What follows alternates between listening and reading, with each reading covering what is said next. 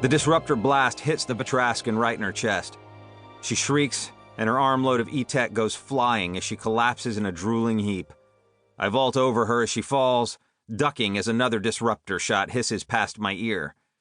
The bazaar around us is crowded, the mob parting before me in a panic as more blasts ring out behind us. Scarlet is running right on my heels, flame-red hair plastered to her cheeks with sweat. She leaps over the unconscious Batrascan woman and her scattered goods, offering an apologetic shout. "Sorry!" Another blast rings out. The gangsters chasing us roar at the crowd to step aside. We leap over the counter of a Semptar stall, past the gobsmacked owner, and out the back door into another packed, humid street. Hovercraft and rotor bots. Pale green walls around us, red skies above, yellow plascrete beneath our feet. A rainbow of outfits and skin tones ahead.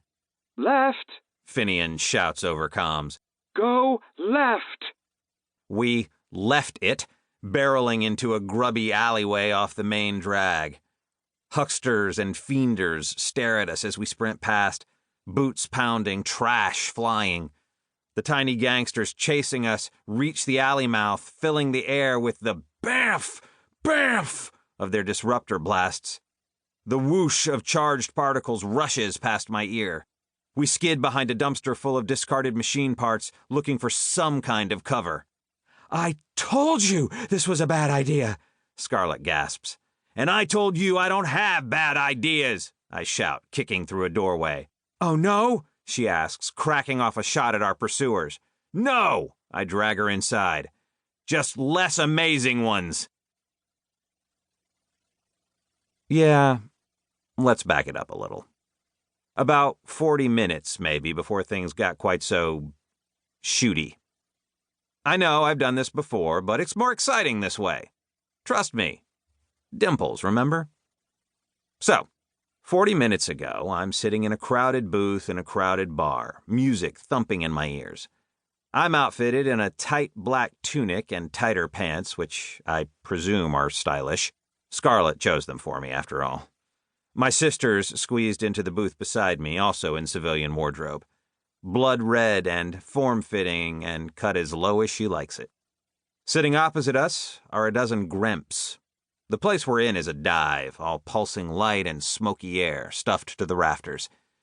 There's a broad pit in the center of the room where I guess they hold some kind of blood sport, but fortunately nobody's killing anyone else in here right now. Drug and skin trades are going on all around us. The small-time hustlers of the station and their daily grind. And along with the smell of rock smoke and the speaker's thudding deep dub, a single question is buzzing in my head. How in the maker's name did I get here? The gremps sit across from us, a dozen small, furry figures crammed into the other side of the booth. Their slitted eyes are fixed on the uniglass Scarlet has placed on the table between us. The device is a flat pane of palm-sized, transparent silicon lit up with hollow displays. Rotating a few inches above it is a glowing image of our longbow. The ship is arrowhead-shaped, gleaming titanium and carbide. The Aurora Legion sigil and our squad designation, 312, are emblazoned down its flanks. It's state-of-the-art. Beautiful. We've been through a lot together. And now we have to let her go. The gremps mutter among themselves in their own hissing, purring tongue, whiskers twitching. The leader is a little over a meter tall, which is big for her species. The tortoise-shell fur covering her body is perfectly coiffed, and her pearl-white suit screams gangster chic. Her pale green eyes are edged with dark powder and have the gleam of someone who feeds people to her pets for kicks. "Risky, Earth girl." The gremp's voice is a smooth purr. "Risky." "We were told Skeff Tannigat was a lady who could handle a little risk." Scarlet smiles. "You've got quite the reputation around here." The aforementioned Ms. Tannigat drums her claws on the tabletop, glances up from the hologram of our longbow, and into my sister's eyes. There's regular risk, Earth Girl, and then there's the risk of 20 years in lunar penal colony. Trafficking in stolen Aurora Legion hardware is no joke. Neither is the hardware, I say. 12 sets of slitted eyes swivel toward me. 12 fanged jaws drop open.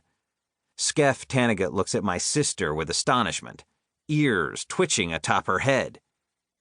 You let your male speak in public? He's spirited. Scarlet smiles, giving me a side-eye full of shut up. I could sell you a pain collar, the gangster offers. Break him in. I raise my eyebrow. Thanks, but I clutch my bruised shin under the table and glare as Scarlet leans forward to look the syndicate leader in the eye. If you're feeling so generous, let's skip the foreplay, shall we? She waves at the hollow image of our longbow. 100,000, and she's yours. Weapon passcodes included. Tannigat confers briefly with her colleagues. Not fancying another boot to the shins, I keep my mouth on the right side of shut and study the club around us. The bar is lined with bottles full of rainbows, and the walls are lit with holographic displays, jetball games, and the latest economy reports from Central, and news feeds of unbroken ships on the move in the neutral zones. This station is a long way from the core, but I'm still surprised at the number of different species here. Since we docked 2 hours ago, I must have counted at least 20. Pale batraskins, furry gremps, hulking blue chalarians. This place is like a dirty slice of the whole Milky Way, dropped into one dodgy suborbital melting pot.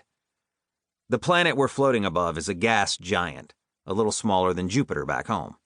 This station hovers in the stratosphere, suspended above a storm that's 4 centuries old and 20,000 clicks wide.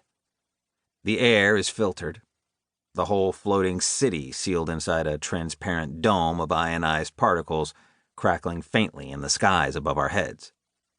But I can still taste the tang of chlorine gas that gives the storm its color and this station its name. I take a sip of my water, glance at the coaster beneath it. Welcome to Emerald City, it says. Don't look down.